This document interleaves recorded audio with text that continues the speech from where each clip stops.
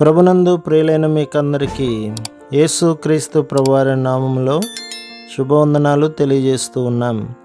ఎడారిలో సెలయేళ్ళు అనే ఈ దిన ధ్యానము కొరకై స్వాగతం. మే 27.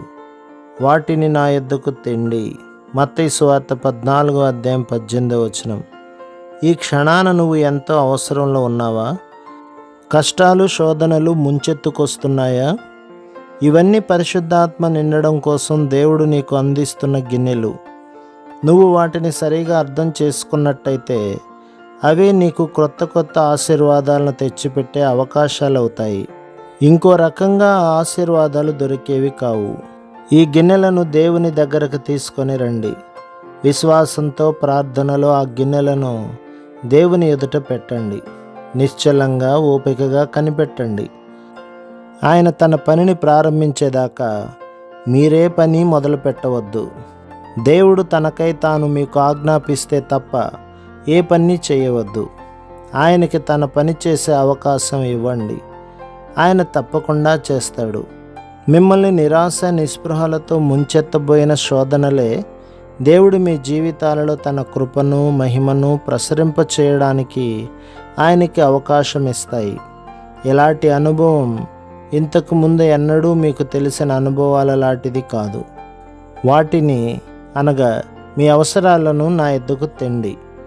కాగా దేవుడు తన ఐశ్వర్యం చొప్పున క్రీస్తు యేసునందు మహిమలో మీ ప్రతి అవసరమును తీర్చును. ఫిలిప్పీ పత్రిక 4వ అధ్యాయం 19వ వచనం. దేవుడు ఆయనలో దొరకనిది లేదు కదా. ఆయన ఐశ్వర్యములోని మహిమ ఎంత తీసుకున్నా తరిగేది కాదు కదా. యేసుక్రీస్తు ఎన్ని ఇచ్చినా ఇక చాలించడు కదా.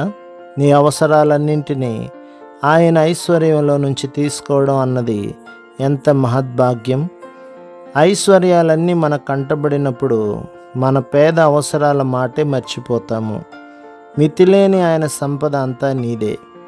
ఆ ధనాగారాల తలుపులు నీకోసం బార్లుగా తెరిచాడు.